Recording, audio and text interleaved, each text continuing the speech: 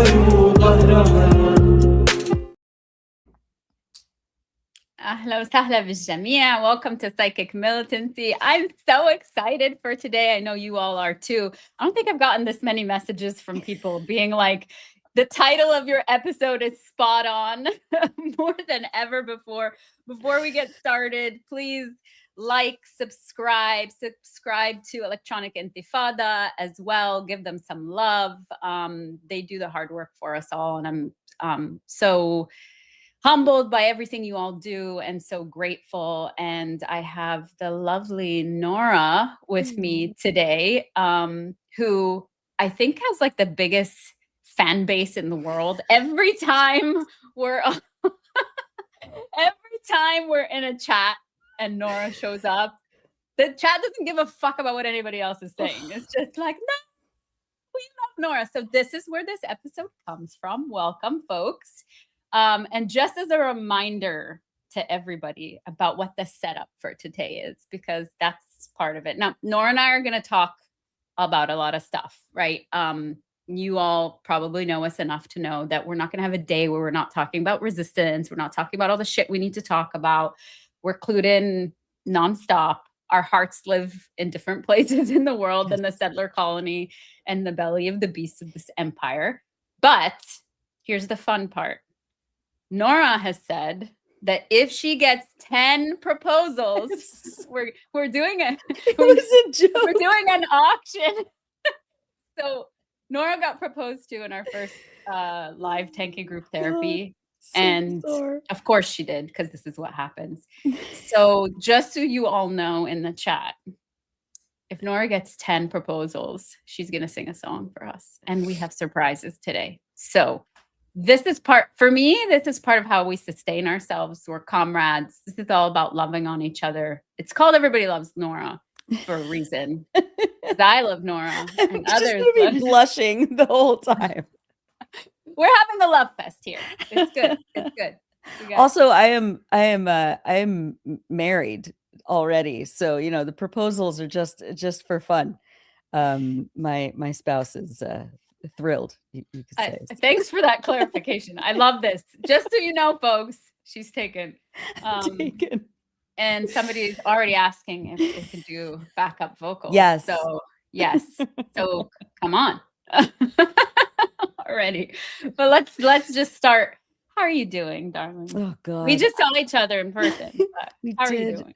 It's never enough time. I could spend every day, all day with you, Laura. It was so lovely to see you in person. And I don't know, my heart is always split, we have this beautiful, nourishing group of comrades, and we have our families, and we have, the things that sustain us and keep us from walking into traffic, all of those things. And at the same time, I mean, what Israel is doing in Gaza and Lebanon and Iran right now, I'm just beside myself with rage and nausea, and to see the U.S., just petulantly,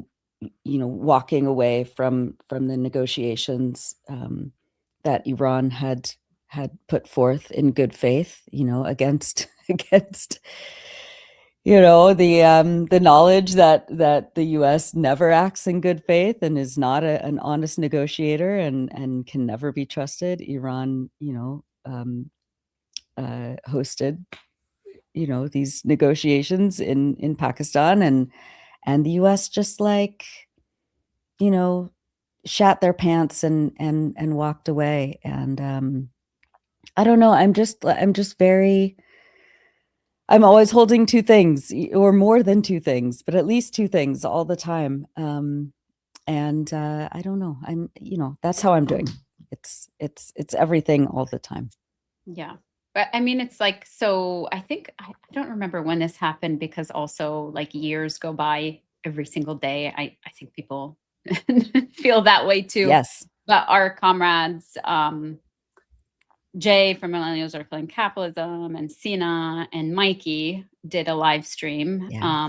And Mikey was reading the sort of, the ceasefire sort of paper that Iran released and had said, we go into this knowing Yep. the United States is what they are. Yeah. There's something for me also about holding in mind, there's something really important about somebody negotiating in this honest way. Yeah. And just upfront, finally, for the first time ever, just upfront naming, we know that the empire lies. We know that Zionists lie.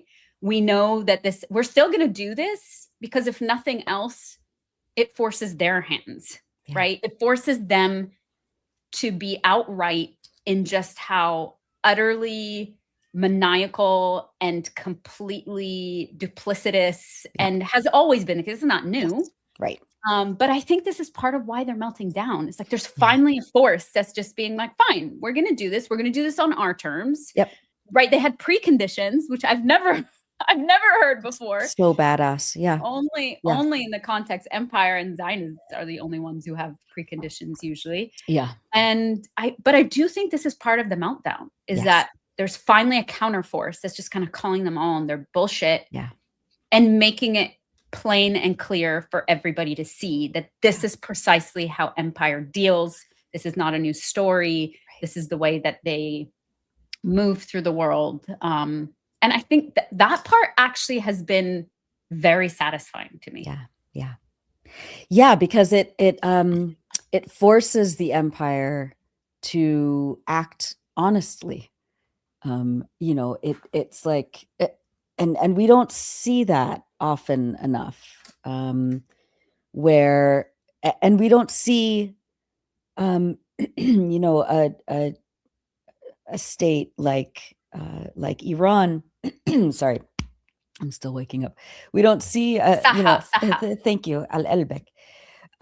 We don't see a place like Iran, that's been so maligned and so dehumanized and so propagandized against, acting in their full dignity and being so open. Like, we are doing this, in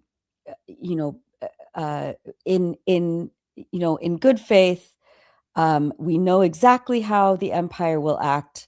And they, it's not any sort of like wild prediction. They're just like, we know the history of the US and Israel, and this is what's going to happen. And we're going to do this because we're acting in our full humanity.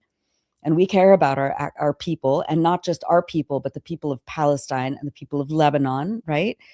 And we'll see what happens. And when they, when they have a meltdown and turn around on their jets and go home and then lie about it, you'll know exactly what happened. And so to see that play out, exactly as Iran predicts, has been really clarifying and very satisfying. And now it's like, well, okay, so fucking no. So now what? This is the empire's entire MO, of just destruction and cruelty and punishment and sadism. And I don't know what this portends. I don't know what tomorrow's going to look like. I mean, the Israelis are going fucking insane in Lebanon, and and the just like the shamefulness of the Lebanese government to let this happen, and invite more Israeli attacks. I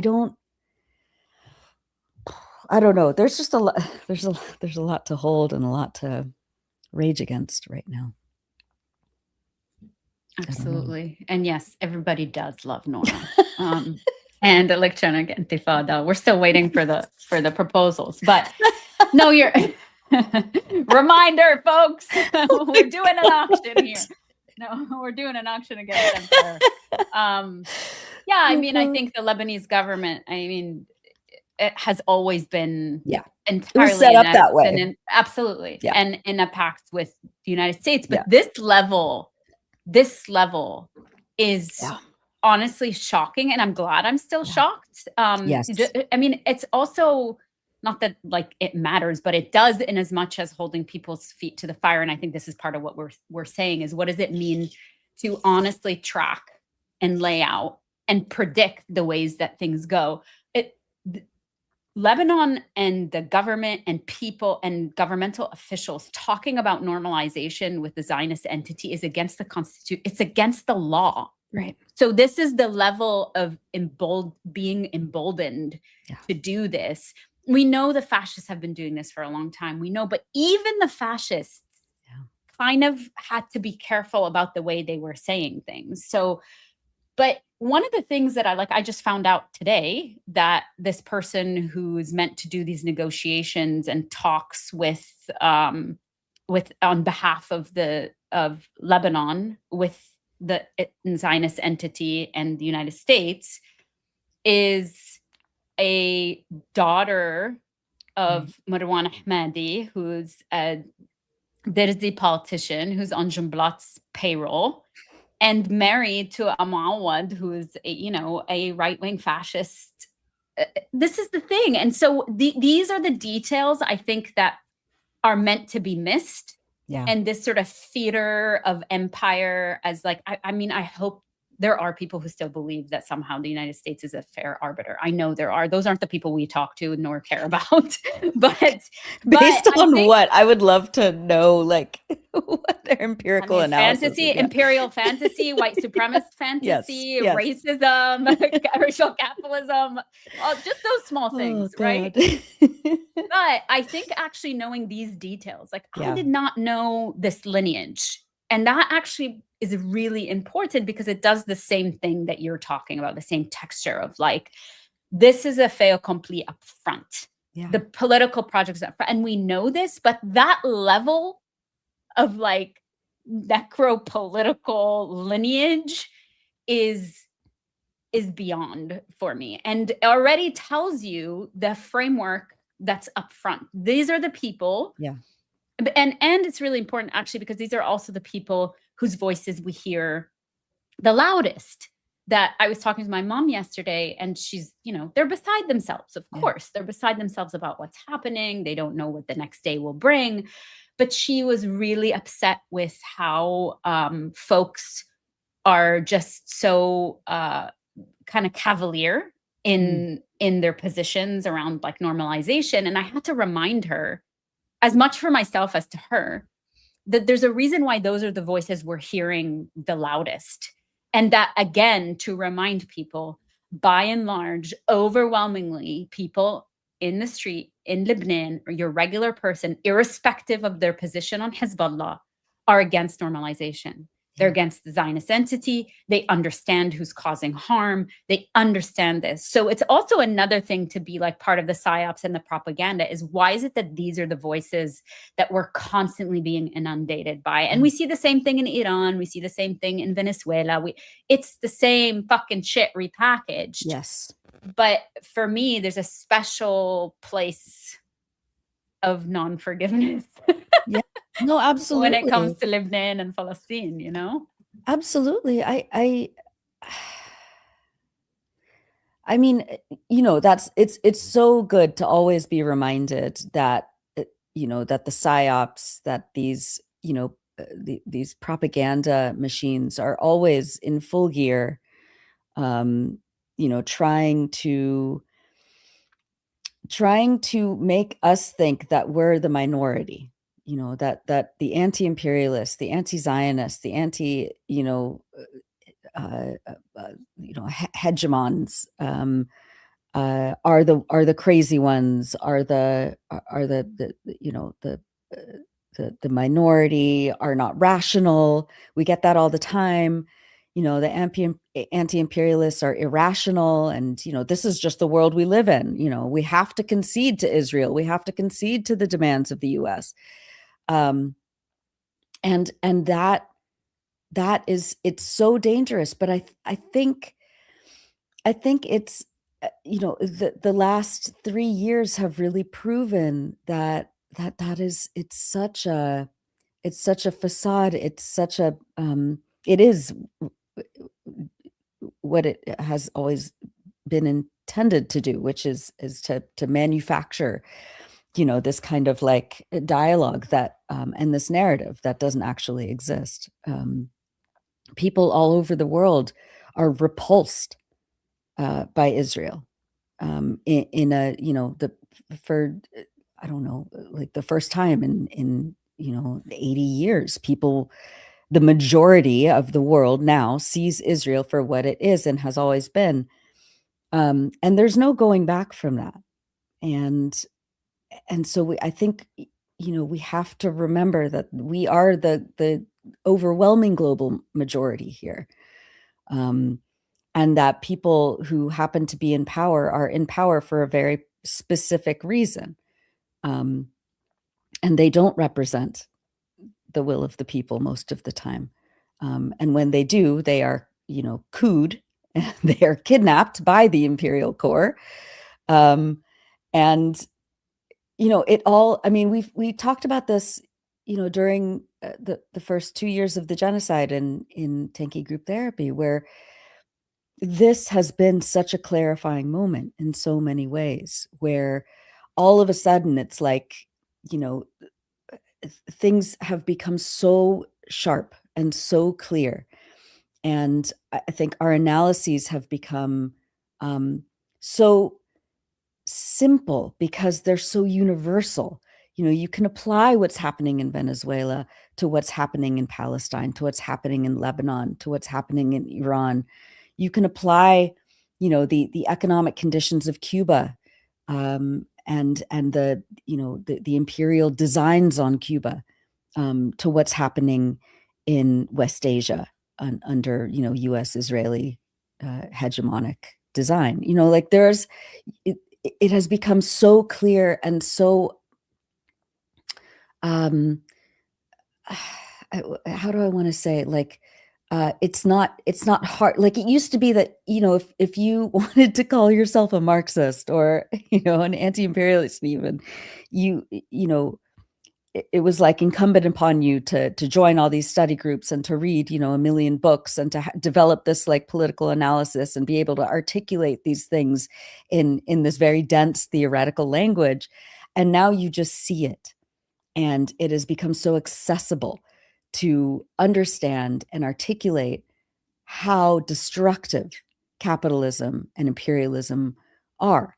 We see it when we walk out the door. People are beginning to really, cohere these analyses, where, why is gas, $7 a gallon here? How does that affect me? And why, why, and why is the US trying to destroy Iran? These things are inherently connected.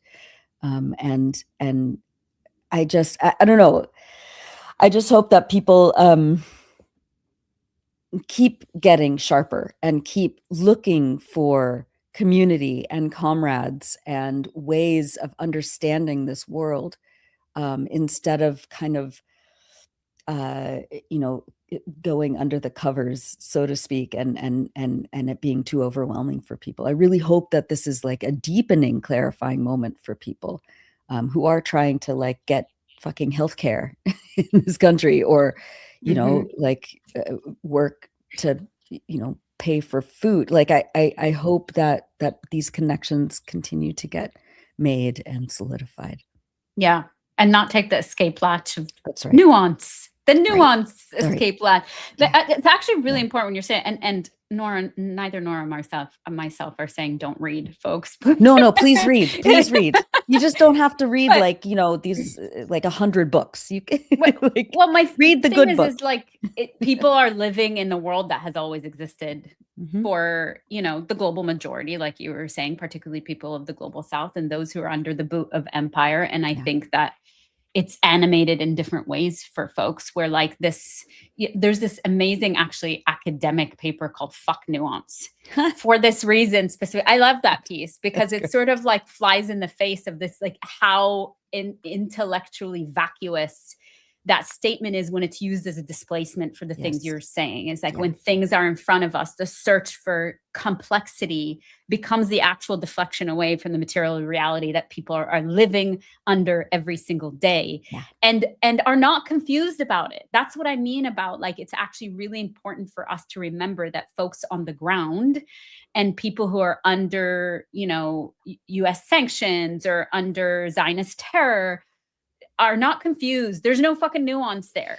You can make anything you want out of it. But like in the end, if there's, like, right before we got online, we were talking about how the 3,000-year-old town of Nakoda in the south in Lebanon is destroyed, right?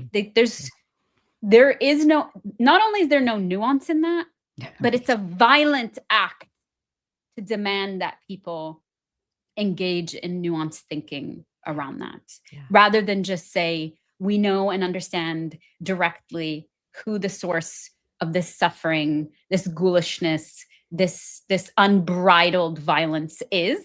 And that's the thing and the entity and the structure that must be dismantled. Everything else after that, fine. But like, that's our starting point. That's why people say fuck nuance, because there's nothing complicated. And that might seem like a simple position for most folks or folks who might be tuning in. But when you start to get into conversations with a regular person, or even sometimes comrades, and certainly in academia, it's just like somehow, I don't know. We're just like, what are you even talking about? Like, at this point, what are you even trying to do? What is being generated here? What's the point of this? And who are you prescribing?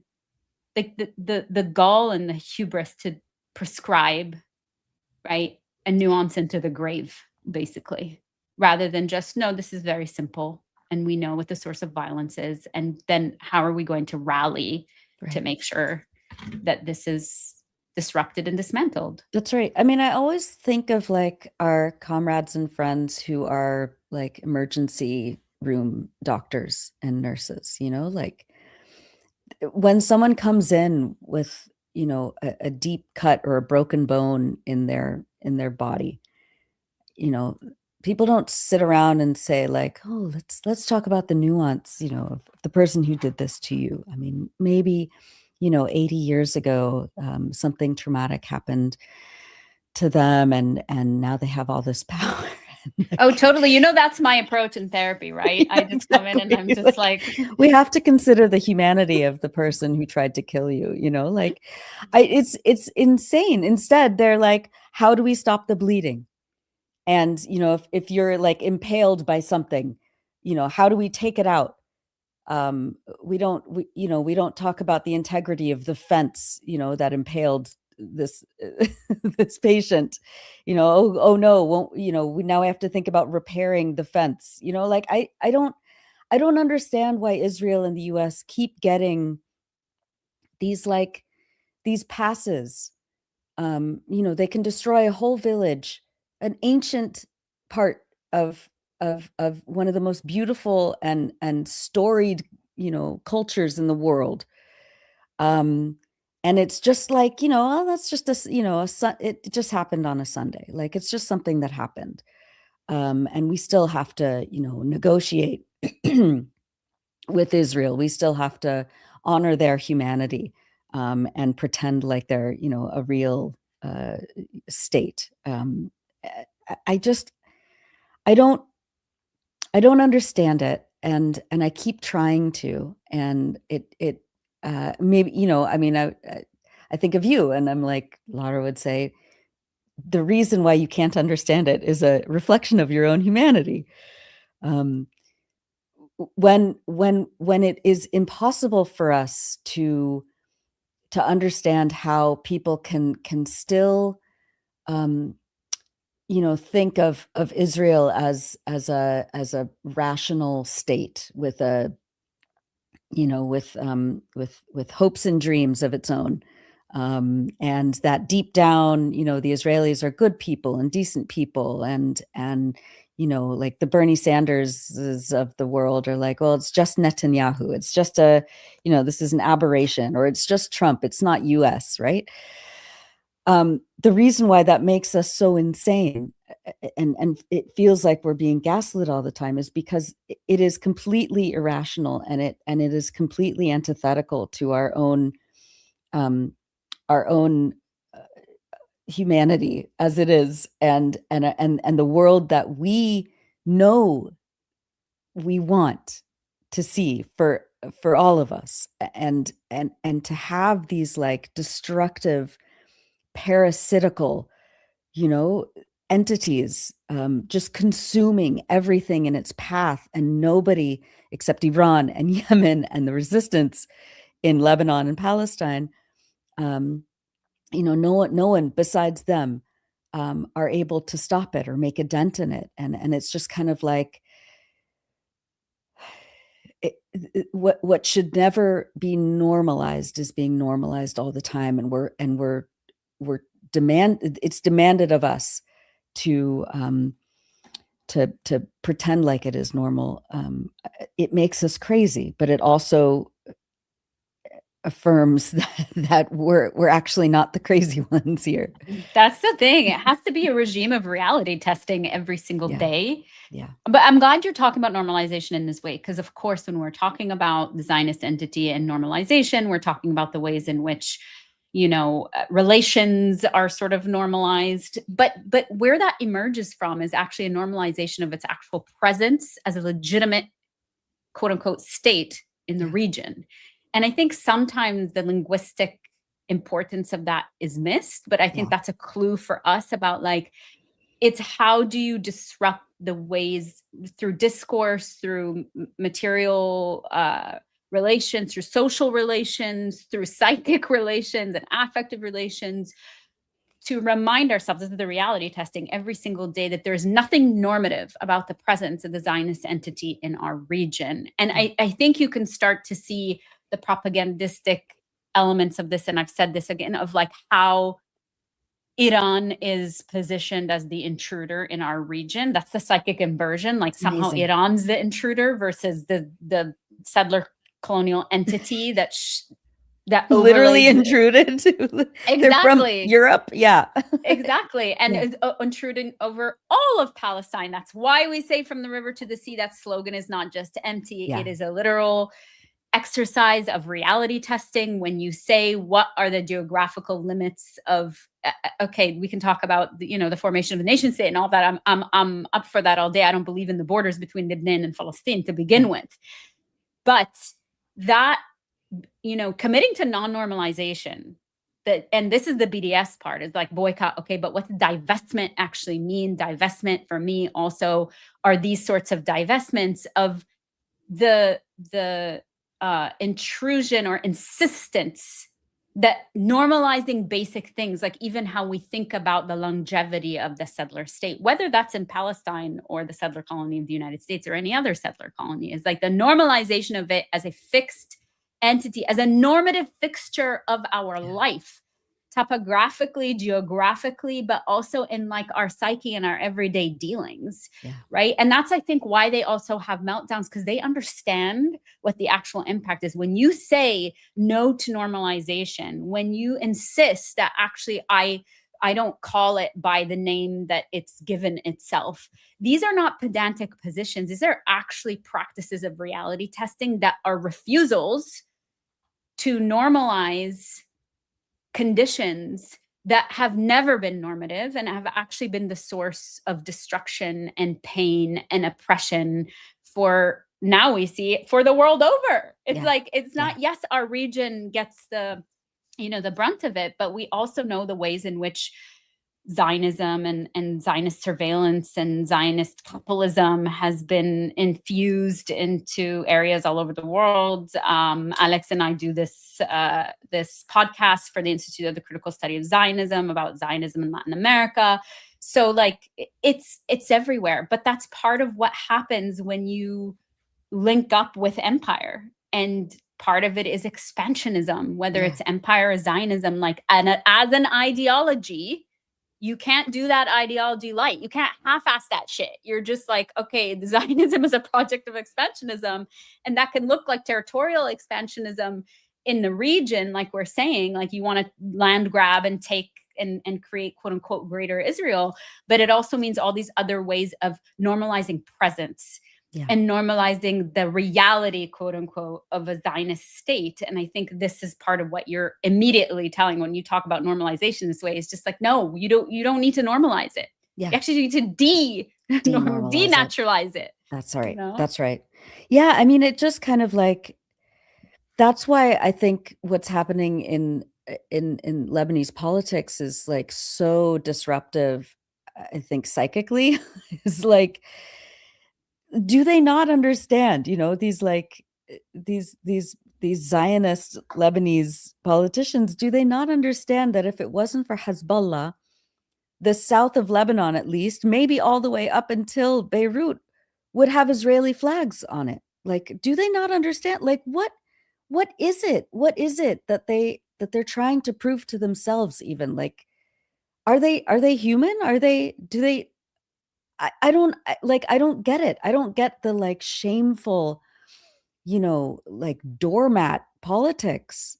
And these are the ones, you know, these are the people that, you know, the New York Times just loves, you know, the corporate media, the liberal media, they love these comprador politicians, whether it's, you know, the Palestinian Authority in Palestine, or whether it's, you know, the Lebanese government, who is actively working to try and destroy their own country. I mean, that's what the PA is doing as well. Like, I don't understand how they wake up in the morning. Like, it's just, I don't know. I mean, I'm sure you could say the same about the liberals, you know, the Democratic Party here in the US. It's the same with, you know, the gusanos of Latin America who, you know, call on Trump and Marco Rubio to like bomb Cuba and destroy Venezuela. And then you have, you know, these like these comprador governments elsewhere, and especially in South America, that are trying to destroy their people by cozying up to the US and oil companies. And like, I don't get it. And it, I don't know. It always just kind of like makes me speechless. Yes, Like, as what? It should. Again, Right, as it should. right. But I think actually the specificity of the situation in Lebanon is really important, because all of these politicians are also part of a specific class of people, right? And they come from, like, Nawaf Slam comes from a long-standing wealthy family who, you know, when they say shit like, oh, Palestinians sold their land, it's like, these motherfuckers are the ones who had land and sold it to the Zionists. These are long-term political projects. All of them have a hand in the oligarchical sort of state apparatus. They're like, I don't know how many, maybe 40 families that own everything in Lebanon. Lebanon is so small and has like, I'm not even, between 8 and 11 billionaires. Yeah. In Lebanon, who like live in, this is not even talking about the Lebanese compradors that are everywhere in the world that have fucking gone and there should be a shame to all of us, because they've plundered the earth elsewhere. But like, this is what we're talking about. And that's the class of people. And that's why it's important to continue saying these things, because when we find ourselves being like, what the fuck is happening? Why are they doing that? It's sort of like the Epstein class that is emerging, and that people can be like, oh, there's a class of people that plunder the earth, and that earth includes people. So you extend it to domination, coercion, exploitation of actual human beings, no matter what their age is.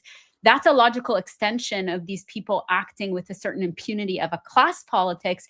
It's the same thing in Lebanon. So this fucker Nawaf yesterday or today, had a press conference and people were pushing up against him. And he's just like, yeah, I sleep very well at night. I believe that. I believe that this fucker sleeps well at night, because this is the legacy of his family. This is the legacy of this capitalistic necro class in Lebanon. They want to mobilize sectarian bullshit whenever they want, but in the end, all their money is offshore in the exact same fucking places. They all shore each other up. They've all been in talks and dialogues with Zionists for a very long time.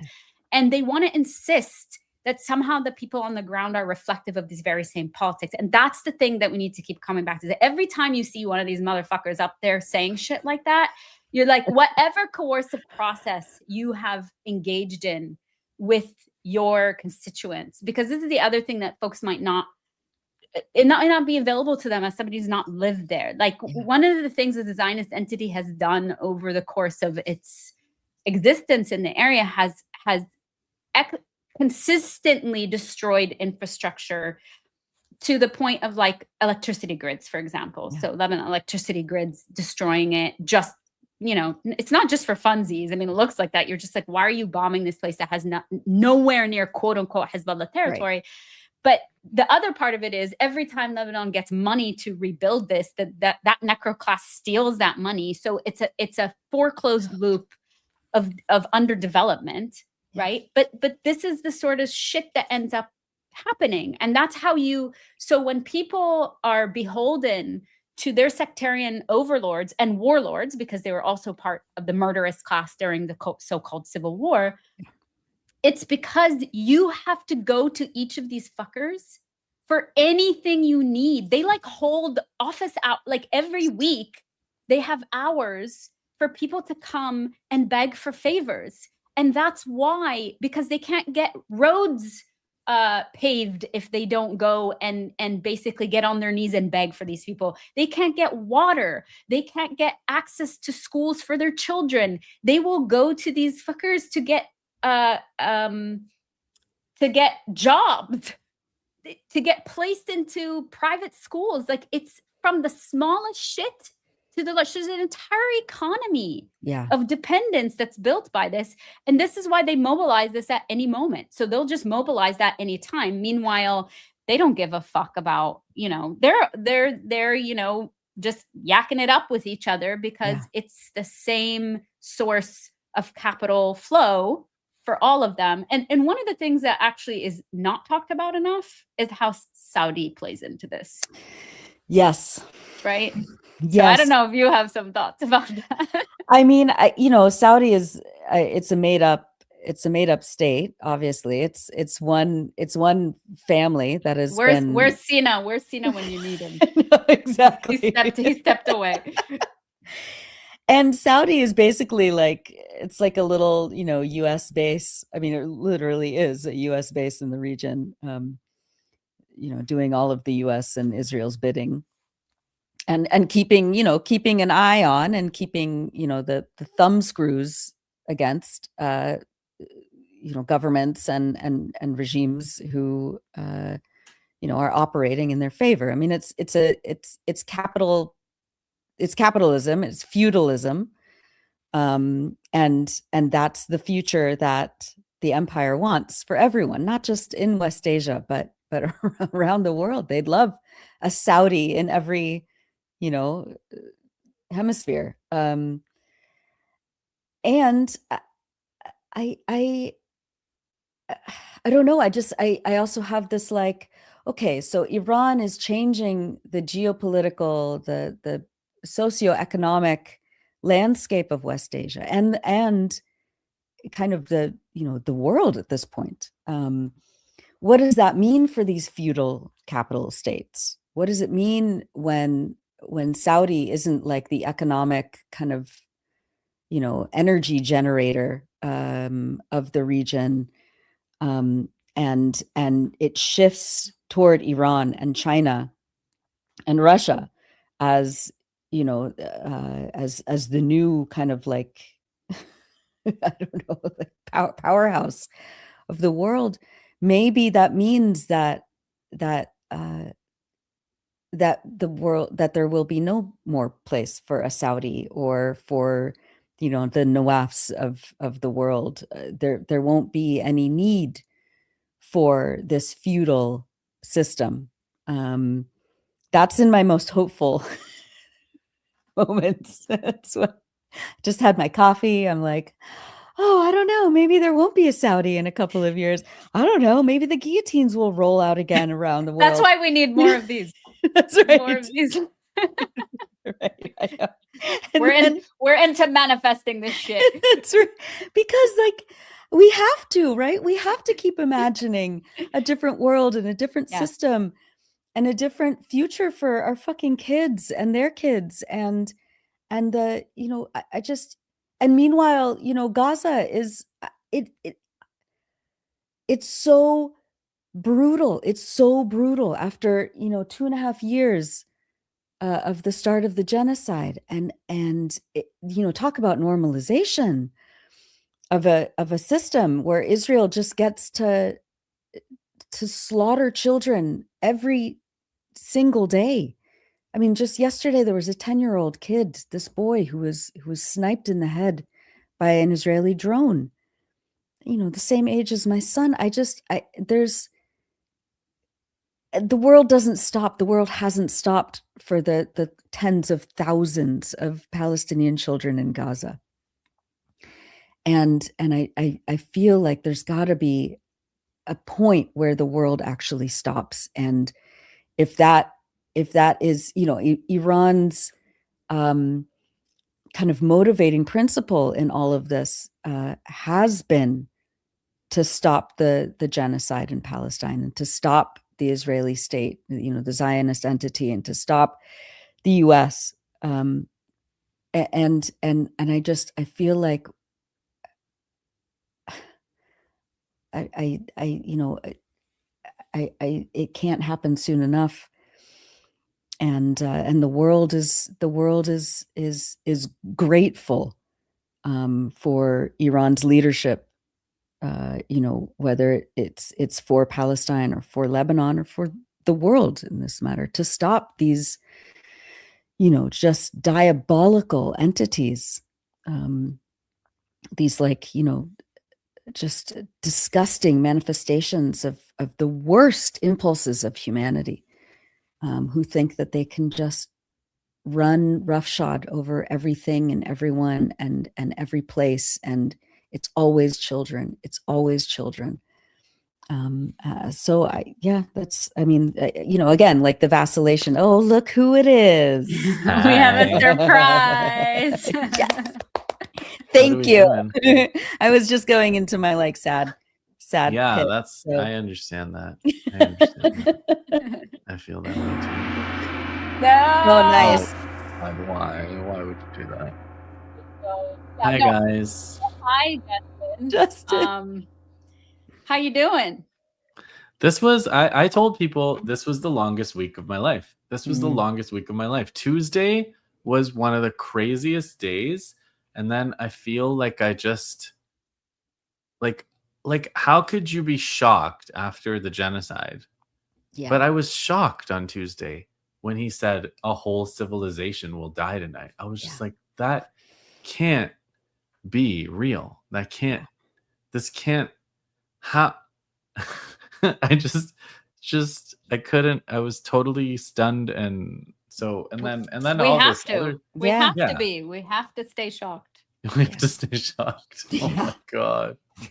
Sorry to prescribe that. I know. But like, Can we just have like a break for like 1 minute though? I mean, you were just wishing it, right? If we dismantle these fucking, you know, entities, then we can. But as long as they exist, and as long as the world hasn't come to a halt, we need to maintain and nourish our souls, and being shocked and not, you know, depraved ourselves. And but that is, and then immediately after that, it was like the ceasefire, which I guess was to get Trump out of that threat. Well, in between, China and Russia vetoed, which nobody thought they were going to do. Amazing. I didn't think they had it in them. Yeah, and they found it in them. And the Chinese, you know, the Chinese ambassador to the UN was like, yeah, this is mainly because of the thing that he said. We can't like let this resolution pass after somebody says something like that. We found the red line. Yeah, they found one. Civilizational destruction is the red line, apparently, which is great. I personally think, I feel like that's a red line for me too. But you know, So they found it, and then they had the ceasefire, and then it was like the next day, Wednesday, it was like everybody that I'd been following on the war was dooming beyond, like, it was like this dooming of like Iran's betrayed Lebanon and Iran has surrendered and everything. And it was like, like, guys, like, yes, 2 hours ago, I thought we were all going to die in a nuclear holocaust. Yeah. Now we're upset that Iran has surrendered. Like, can't we take a minute? Which they didn't. They didn't surrender. No. Oh, and they didn't betray Lebanon. No. They did not betray Lebanon. I was thinking about this, like the standard of betraying Lebanon is like in 2006, Iran never launched missiles at Israel, but everybody knew that Iran was with Lebanon and like had not betrayed them. Like, now this is the standard now that Iran is betraying Lebanon if they're doing anything other than launching massive ballistic missiles into Israel. That's anything less than that is betrayal now. Like, Hezbollah is doing pretty good, like, you know, they're, so I don't know. It's, and that, so that the dooming thing was like crazy, and then I was like fighting with doomers on Twitter, and then and then they went, and then as soon as they went, I was like, oh my god, like Israel's gonna kill them all in Pakistan. And then, you know, then they had these talks, and finally one thing that I thought was going to happen happened, which is that the talks went nowhere. I was like, okay, finally, like, okay, this makes sense now. Yeah, we were talking about that at the beginning. Like, you know, Iran continues to act in good faith, you know, being very open and honest that like the US is a joke. They're not gonna, you know, they're not gonna come in good faith, but we'll do it anyway because we are actual human beings. And of course. So what do you guys think of, like, because I think Iran, I don't know if the US and Israel can be like split, but I do know that Iran is doing their best. So like, even in Araghchi's speech where he was like, well, things were going okay, but then Vance talked to Netanyahu and then he scuttled it all. It's like every little thing that he says is like to try to make Americans angry at Israel. It's fantastic. It's a massive cost. So what do you guys think? Do you think that'll work? Do you think you can impose a high enough cost that would make America abandon Israel? I think I know both of us are like, manifest this shit. We're back to the manifestation, you know, repetition, compulsion. Honestly, for me, irrespective of the high level stuff, I think there's something really important about stoking and pushing up against the seams and pushing the seams internally and the implosions that are happening. And they know their fucking enemy, and they can sort of take advantage of the tensions that are already there and really, you know, have that do its work, because all this shit is doing its work on it. So the infrastructure is already there. So I think that, you know, not only just being from the region, having this be so satisfying, just my entire life and life before me, just seeing somebody finally fucking stick up to the bully that has killed so many people, made your life living hell, circumscribed everything, limited movement. This is a lifetime. It's not just my lifetime, it's my grandparents' lifetime and before them. So that's number one. That like the satisfaction is already causing tension. And then on the other hand, also there are fractures and splinters in the right wing as well. There's shit happening on the ground in the United States. Like, I think that their level of trolling, yes, is like, I just imagine them being so happy themselves, just sitting there and like creating these Lego videos and all the trolling that they do on Twitter from every single embassy in the world. Like, so there's something actually really important about enjoying that, the ability to do that. But then there's the actual material impact of like stoking along fault lines that already exist. And I think it's actually exponentially increased it in such a short period of time. That's why there's a year between every day. We're just like, what the fuck is happening now? Like, how upset are these people getting, you know, today? Their mastery of, it's not just their mastery of AI, but it's like their mastery of like hip hop language, like the, you know, like it's Yeah. it's like very Reaching good. a specific generation. Yeah, it's Yeah. like really good American English Yeah. that they, you know, prompt. They've prompted, and it's so good, and the trolling is so good, and you're right that like it's a different kind of trolling when Yes. you are backing it up, right? Totally. It's Shout out to not- Jared Ball, who's Hey, in the Jared. chat. Exactly. I feel like those Iranian kids are like the only ones in the world who are allowed to use AI. Like we should just like everyone else is not allowed. Those kids are. Yeah. And one came out of Beirut today. Oh, yeah. let's play it. Yeah, I'm trying to get Sina to play it now for us to see. Like folks You know, are just like, all right. I love it. Nora, I had this, I think I mentioned this on one of the streams that I was on with John Elmer, where I was like, John needs to do like a completely deadpan, the way that he breaks down the resistance Yes. videos, but he needs to just completely deadpan, like without any ever admitting that it's like a Lego video, and just Oh break my down God. what's that in would the be Lego video. perfect. He would be so good at that. Also, wait, shout out to Elmer. Yesterday was his birthday, and Oh, Allie made him. made a This. John Elmer Lego video. It's just a little still. Isn't that perfect? That's not bad. That's Yeah. not bad. Happy birthday. See, John. but that's it. So it like goes beyond, like it's not just doing, this is exactly what we're talking about, that now this is its own particular discourse that's sort of being disseminated, and it's part of the humiliation campaign. And we need to keep doing this. We need to keep, I think sometimes people think it's such a small thing, like, oh, who cares? These people in power don't care about being humiliated. You're right. They don't have shame, but they don't like to fucking lose. No. They don't like to They're not lose. used to it. Right. And This is therapy talk. Yeah, no, it's perfect. And do they not have shame, or do they just suppress their shame somehow, and then it comes out in other ways? Like in some sense, they've got to. No, it's, I don't know. You know these personality types better. I think some of them totally don't have shame. Like that's why I think it's.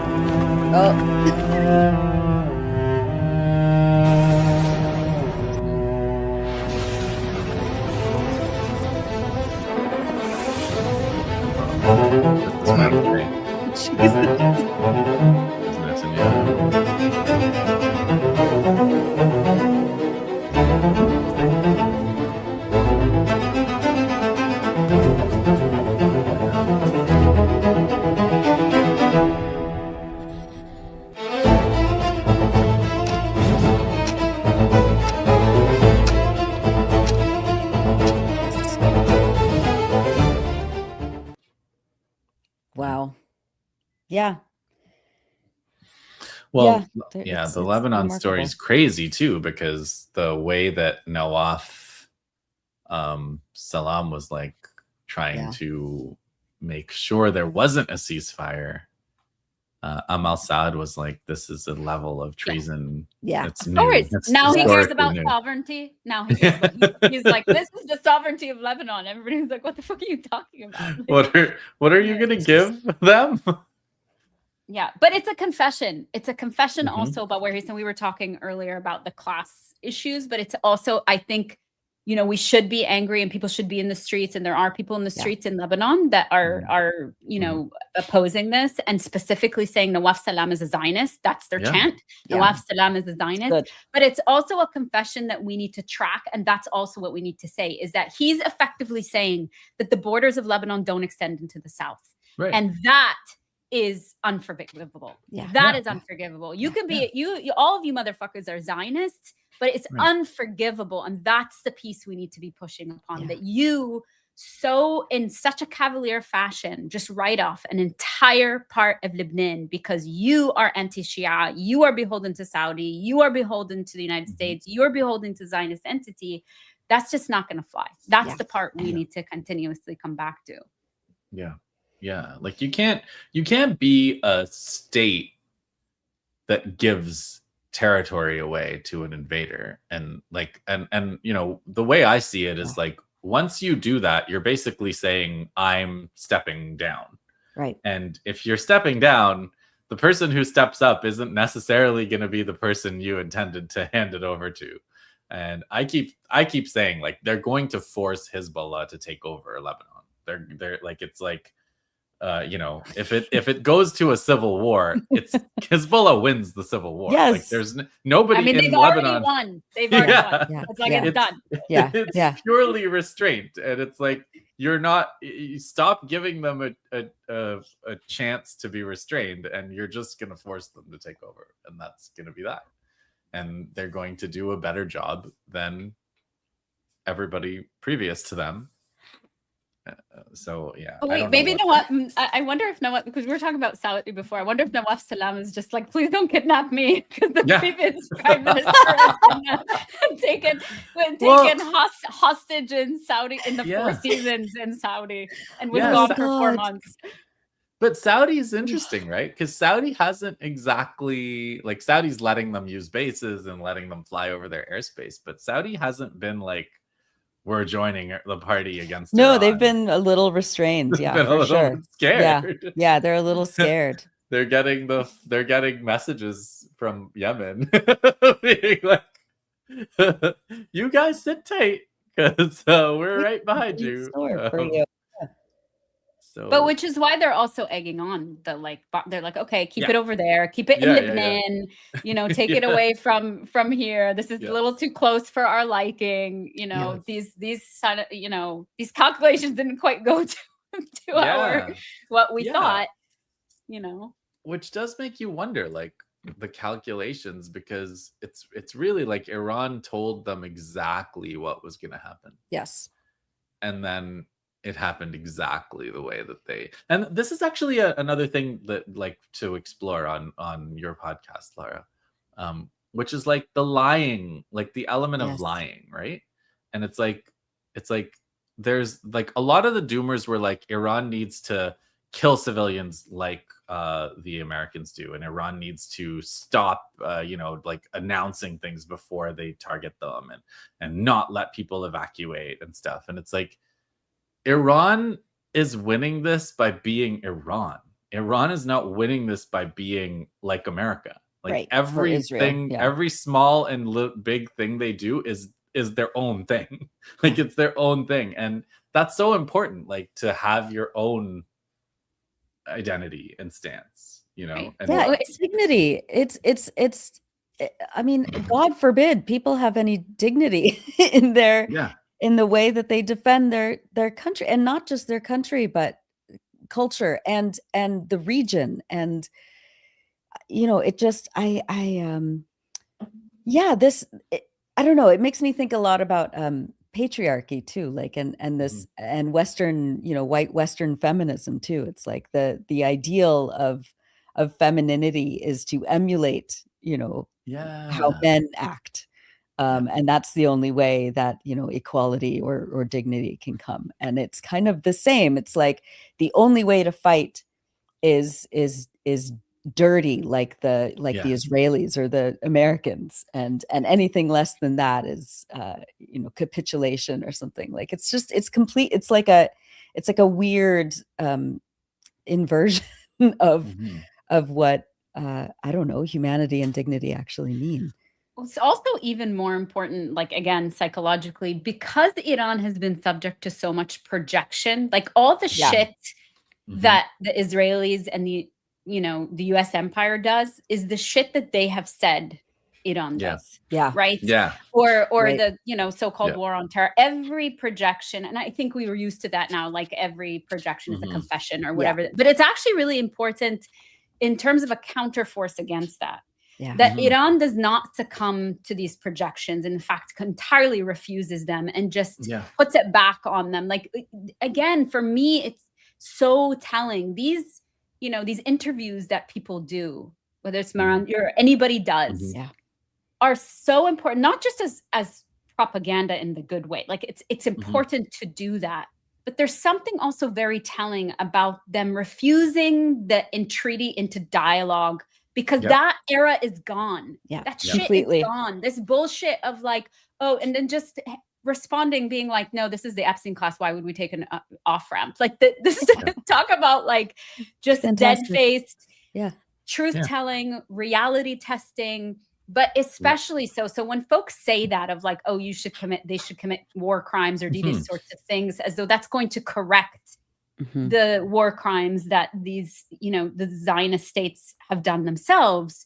It's actually even more important in the face of the global Islamophobia and the projections against them of barbarism themselves, for them to remain beholden to their own integrity and their own coherence, and also to go against the racist shit. Like, the reason why this was a surprise to everybody is because people are racist Orientalists that are just like, there's no way Iran. I mean, Iran every day could be like, here's our war plan. This is exactly, they could have been saying this for 50 fucking years and being like, this is exactly what I'm going to do. And they're like, oh no, I just don't think that they can do it. And it's like, you've given them every opportunity to study you, to lead up to this. It's the same thing with the Hezb. For a year, told us that they have been regrouping, that they have been sort of studying things. I know that there's been also that since the pager attack, that they've gone underground, that they've separated from their families, that there's no connection to people anymore because they understand. And then there's still a surprise. And that is telling. It's telling for us that even those, I mean, of course, it's that the empire finds it a surprise because they think that they're the best in the world, and they actually have shown us their shit, that they have shit for everything. Just like the Zionists are the worst fucking quote unquote military in the world. We see what arrogance does. On the Gerald Ford, it's literally that. It's all a house of cards. It's all a house of toilet paper. Yeah. I like that you had the opportunity to do that here, Justin. Thank you. It pleases me. It pleases me. Thank you for setting that up. Exactly. Dad joke. Exactly. But it's true. It's like this. I feel like the this facade of American superiority and Israeli superiority, militarily, has been steadily declining over the last few years, but especially in the last few months. The way, just the disgusting way that Israel, because and we've seen this for decades, of course, but especially now, Israel can't win on the battlefield face to face. So what they do is they carpet bomb and they massacre children in their schools, and they, erase entire villages in the south of Lebanon, and the same with the US. They began this fucking war by massacring nearly 200 children in an elementary school, and they've gone after the infrastructure, and they've gone after roads and electricity and hospitals, so many hospitals. That's how the US and Israel fight, and really, when it comes down to it, we've seen the absolute cowardice, the like bumbling, Looney Tunes sort of way that they fight. And that, I think, is just one more like nail in the coffin of Western empirical projection. And I don't know what comes after this. I don't know how the US thinks it's gonna I mean, that the economy is about to completely implode here in the belly of the beast. Completely. And well, it's and I don't know any announcement that Trump makes now. I don't know how much it's just pure market manipulation for completely making personal fortunes. Yes. And so it's like I noticed there's like several differences in the information environment between the June war and this one. And like the disinfo is way more, just in general. There's lots more like AI accounts that are weird. And then there's also like a lot more like, okay, well, Iran is gating the strait, so therefore here's what you should do in the market today. Or like, it's always like a market, like on Twitter, it's especially like there's always this market conclusion, like what's the conclusion for the markets, and it's like driven by the markets in more than I've ever like we've never seen before, like nothing we've seen.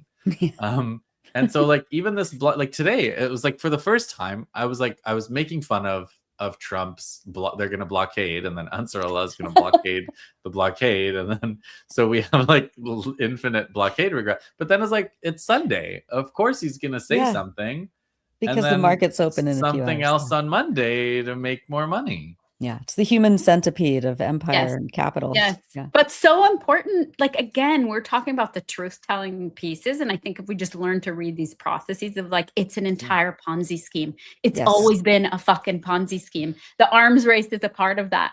But to be able to track that, and I think if you see the Lego, like this is why they're actually really important, because this is what they show constantly. It's about making money. It's about exploiting people. It's about coercing people. It's about having evil intentions. It's about, so there's constantly a way in which this is being animated, and we're brought back to the source of all of this. I think the information overload, the bots, all of that is meant to take us off course, even when we're connected to it.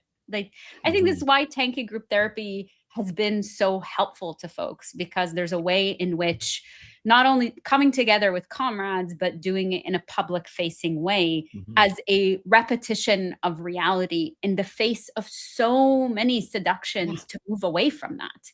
Right. And then now we have states like Iran and Lebanon and Yemen just coming out and being like, no, we're joining this party too. Here's the truth. Like we're just from the podium, from Lego, you know, shorts, from tweeting things. We're going to be the counterforce against the disinformation campaign. And this disinformation campaign is actually central to the Imperial, how Imperial machinery works. Has always worked, but it hasn't been as obvious. It's so obvious now. Yeah. You were talking about femininity and feminism, and Tamara and I a little while ago had like a chat about like masculinity, because it's like we have like you know, we've been so stupefied by like Jordan Peterson and Andrew Tate and you know, all these like steroid the manosphere, the manosphere, and then it's like now we know again, like they've reminded us what like an actual man is supposed to do too, you know, like like Ibrahim, I mean, all the men Zulfikari, like, right, like that's the, you know, and then that's it. And all these men, you know, digging with their bare hands for children under the rubble in Palestine and Lebanon and Iran, like, you know, people helping each other and checking in on people and holding each other in the worst moments of pain and grief, and that and we're supposed to see them as like, you know, barbaric and anti-feminist and misogynist because of their religion or their culture or the, you know, it's so disgusting. And it lays, again, it's like this another way that it's clarified so much for people, all of this bullshit that we've been taught about Iran, about feminism, about masculinity, about what resistance means, about you know, all of these things that have just been drilled into people in the Imperial core to try and, you know, manufacture this consent to completely wipe out these people, and it's backfiring, and I think that just kind of like reclamation of the notion of what real masculinity is in the context of fighting a fucking disgusting empire is beautiful. Like there's no need for the fake, like it really exposes how fake the manosphere is. Like it's literally fake. You know? Like, it's so fake. And needs constant feeding. Feeding. Nothing. That's how you know there's nothing organic or natural about it. Like, but this is another important piece of this is the long-term political project of, you know, it's not just dehumanization. It's degradation and racism and essentialization and using the global South and Black, Brown, and Indigenous people, particularly men, as receptacles for all of patriarchy, right? And I think so. I often, like, part of tracking this is also seeing the places where we're still surprised. That's our clue about where this liberal humanist discourse of the global North is still lodged inside of us. Like, if at some point you have been surprised by the tenderness of brown men, and like there's something it's not to shame ourselves, it's to be like, oh shit, this is where the shit hides. And that stuff is not an innocent project. It's something that gets reproduced. It's a social reproduction.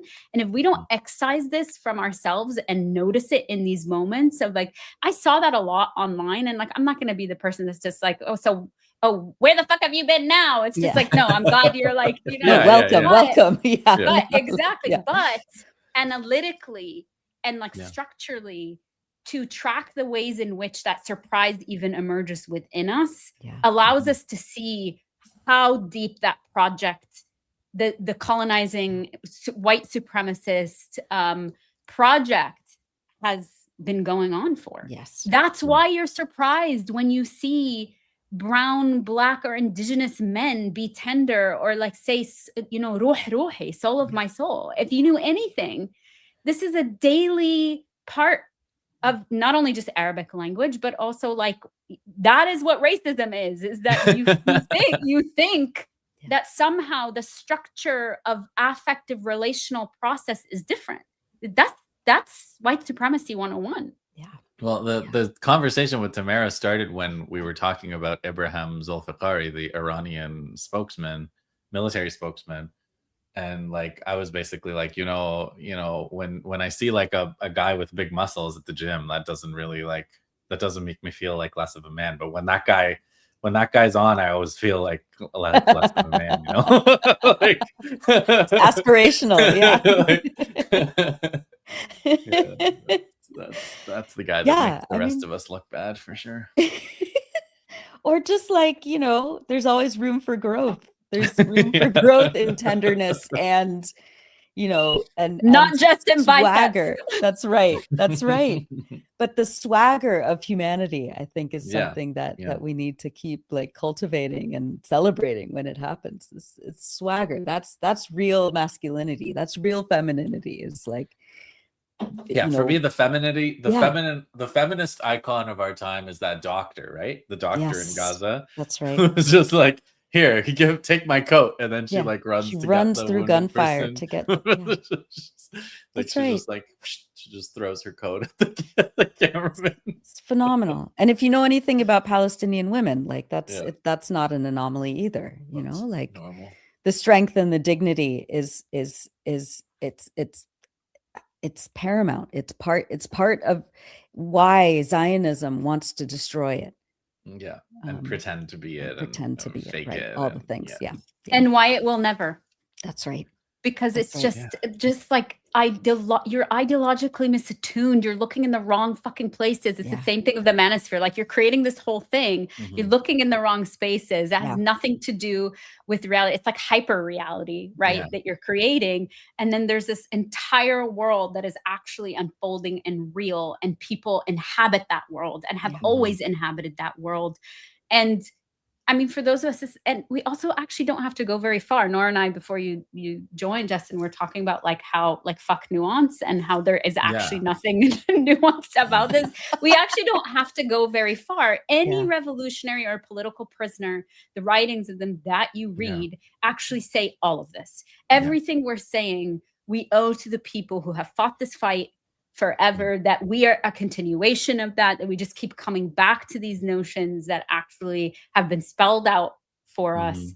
And it's what we see on the ground is a deep respect for that legacy, right? And that everything else that muddles that or confuses it is an implant of colonial and imperial plunder and capitalist plunder. And like Kremlinology, or like, you know, looking at the internal politics of like IRGC reformers and hardliners, and like, oh, this guy, you know, I think this is the guy that's going to betray that. And it's just like, that's all Orientalism too, right? And it's like, we don't need any of these nuances. Actually, what did you get out of this whole analysis? Like you could have I picture John Elmer like saying this. It's like you could have waited 6 hours and then found out what was going to happen, right? Like there was all this like, oh my God, they're going to betray us. They went home. There's no deal. Like what did you spend? You spent all this time writing fan fiction about the internal Iranian politics. Meanwhile, there are people who are actually betraying you in front of your eyes, and you Yes. don't recognize that searching for like the I don't know, a swarthy character that's going to betray you is the actual deflection. Like somebody's betraying you right now. Nawaf Salam's right in front of me. I don't need to look for the Hizb who's going to betray me or Iran to betray me. Like they're right in front of you. They're doing it in real time. We don't need like your nuance has lost like the whole story. And I like one I actually like was chatting with somebody and I got mad at them because they were like, how could they agree to a ceasefire while bombs are landing on Lebanon? And I was like, excuse you, Iran is not dropping those bombs on Lebanon. Like, don't lose your like sense of who's responsible for these things. Like, there's no button Iran can push to stop the bombs falling on Lebanon. Like, that isn't how this works. They're doing more than anyone else at this point to try and stop it. Yeah. Hence why we need our sovereignty back. Thank you very much. That's right. I think somebody in the chat was saying something about like, this narrative, this propagandistic narrative around, Iran is the invader, Iran controls Lebanon or something like that, which is particularly funny to me as a Lebanese, where there are Lebanese people in Lebanon who have been born and raised there that speak French and don't speak Arabic. Like actually don't speak a word of Arabic. You have to try really hard. And you're still saying that Iran is the one. There was this online video too of like, oh yes, every day I speak Farsi every single day. We have Farsi in the schools here in Lebanon. Like this is what we're subjected to. Meanwhile, it's like French and English are the like that was the it was like an ironic like, well, who the fuck actually were you tweeting were you tweeting that in Farsi? Exactly. We'd all be speaking Farsi right now. Exactly. So there's just like, I mean, sometimes you have to the pointing out the mechanics of these sorts of things is actually really important. It's not just a gotcha moment or roll our eyes. It's the way we track the mechanics of how these sorts of things come to saturate everyday life so that people can make it, what you just said, Justin, it's not a slip. It's not a slip of the tongue that somebody's saying this. It's because there's an entire propaganda project that would tell you that it's Iran that's causing this. It's the Hezb that somehow if the Hezb just didn't exist, but it's actually really if Shia didn't exist. Let's face it. Right, because the head becomes represented. Exactly. And it's about sort of making sure that Lebanon. The only thing between Lebanon and civilization and reclaiming its Paris of the Middle East, right, is the Shia, and that's why it's important for us to constantly track this because there's an actual larger structure that's being mobilized here.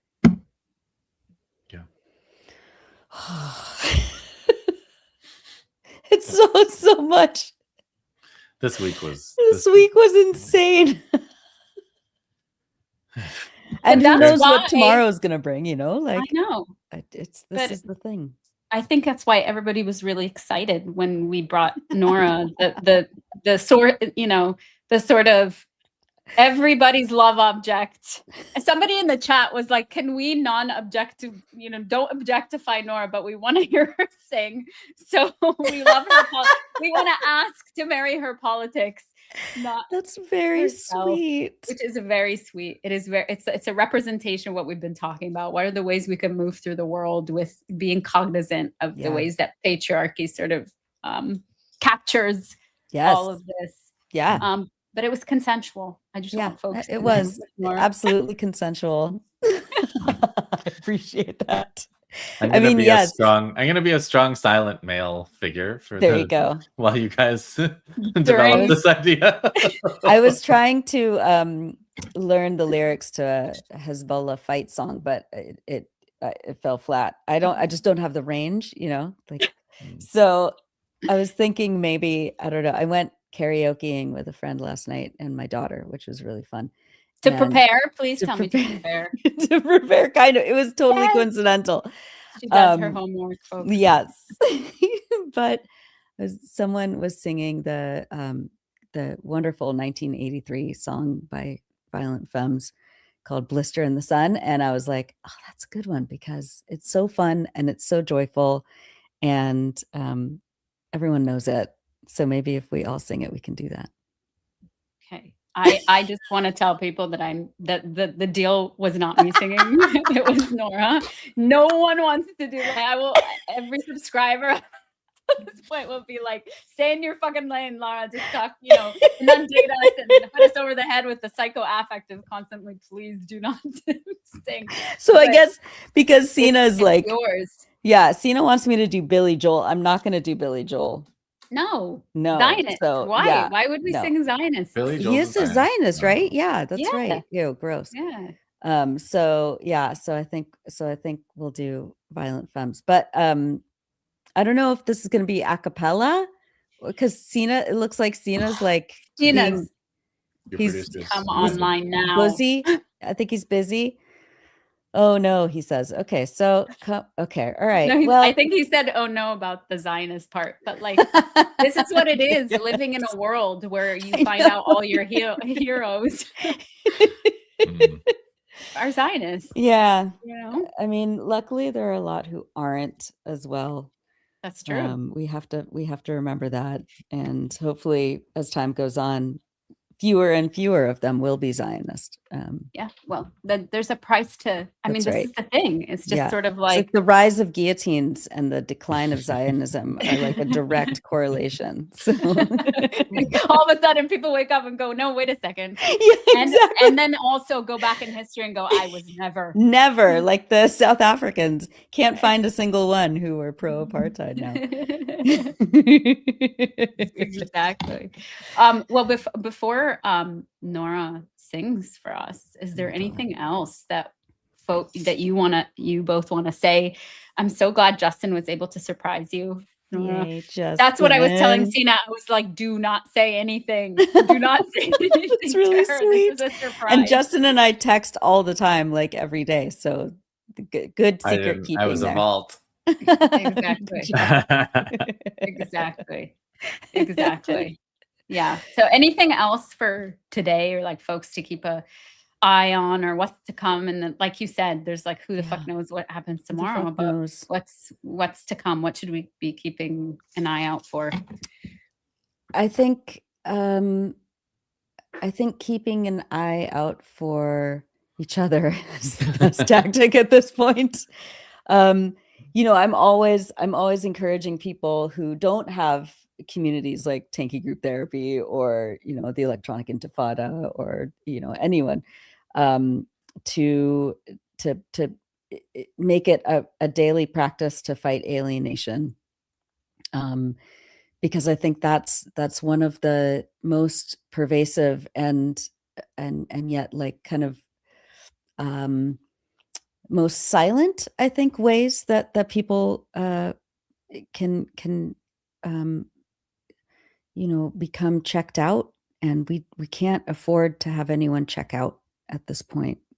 As painful and as difficult as it is to be in this world, especially those of us within the Imperial core, and watching the collapse and watching the destruction and the violence and the suffering of people all around us, it's really imperative that we don't turn it off, and that the only way that I myself have been able to stay present and stay principled and keep sharpening my analysis and not fall into those pits of despair and hopelessness has been you guys, and the community that I have cultivated and curated around me. And I'm really lucky that I get to have that. And it's been literally a lifesaver. And so I always encourage people to keep your eyes very open, and deepen your connections with people who sustain you. So that's That's my. These I'm same thing here. I mean, you all know me. I'm a broken record about like staying connected, reality testing with comrades, doing it. But it's these two folks, for people that know, it's these two folks that invited me into Tankie Group Therapy. And we so like Nora pulled and you in, like, please, we need an actual therapist. And it has been a source of knowledge sharing and creation and deepening of connections. And Nora and I had met before because she did such a wonderful, beautiful interview. Everybody who knows her knows how she does these things with me. When I became the target of a Zionist smear campaign in early 2023, she reached out to me. And her mama's a therapist. That's too. right. So was it like worked on a dissertation committee together at some point? Yes, we did. We did. Of course, this is how it works. But like had heard about the shit that was happening. Like I already knew you obviously because of Electronic Intifada, but then I get an email from Nora's mom being like, my daughter is part of Electronic Intifada. Do you know this? Did I tell you this? No. I'm like, yeah, I know. I know. I love your daughter. So Nora reached out to me. We did this really sweet, grounding, just to know that people are out there and like got your back. This is part of it. And then I think it was Justin and Nora that invited me. You hosted that first Tankie Group Therapy. Yeah, right, I saw Justin? you. I saw you, or I either saw or read you and Steve doing some interview, and I was like, Nora, is there some like Palestine therapy couple? Because I had like read it, and then I was like, oh, that's so cool, and then like I just went on to whatever else I was doing. And Nora was like, oh yeah, I know exactly who you mean. And then I got a text message. Hey, would you be willing to come on to the show? Actually, you want to hear the funny thing? A patient of mine had seen Tankie Group Therapy and said, your name came up in the episode before. Yeah. And was like, they were like, your name came up or something. And I didn't. I think I might have asked Nora online. Maybe we might that's have right. Yeah. On like, can we get Laura on, please? we were just like, floating without any, like real analytical. You all were not. So you were doing it. You were doing the being together. But all this to say, the reason why I'm saying this history is like when we prescribe, like find your people, talk about it, keep talking about it, keep checking in, reality test with each other. It's not, because we do it.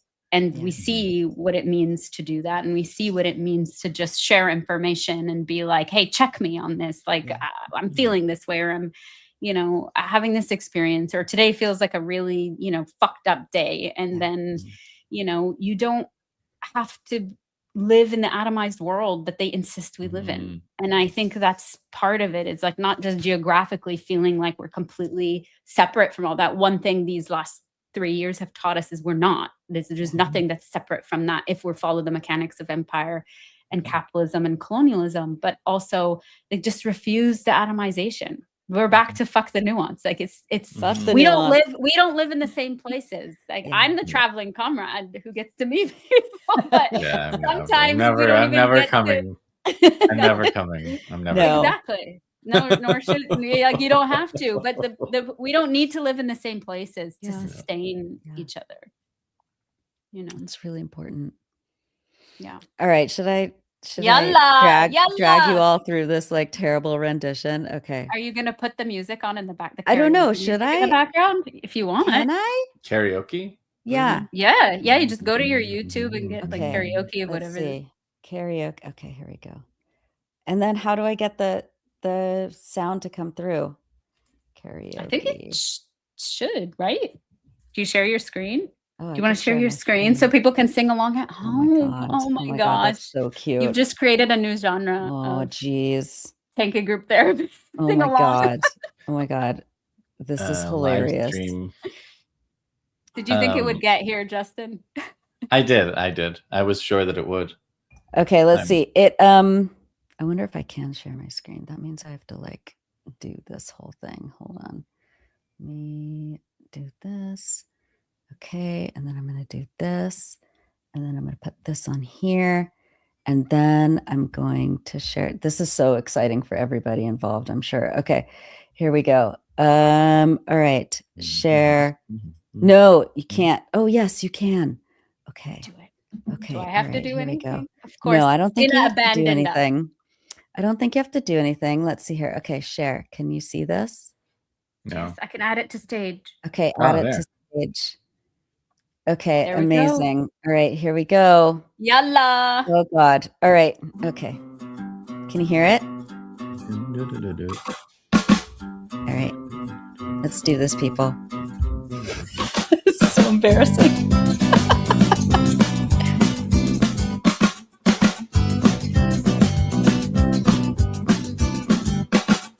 When I'm a-walking, I struck my stuff, and I'm so strung out. I'm high as a kite, I just might stop to check you out. Let me go on, like a blister in the sun. Let me go on. Big hands, I know you're the one. Body and beats, I stain my sheets. I don't even know why. My girlfriend, she's at the end. She is starting to cry. Let me go on, like a blister in the sun. Let me go on. Big hands, I know you're the one. Okay, that's it. Okay, I gotta go. Bye, guys.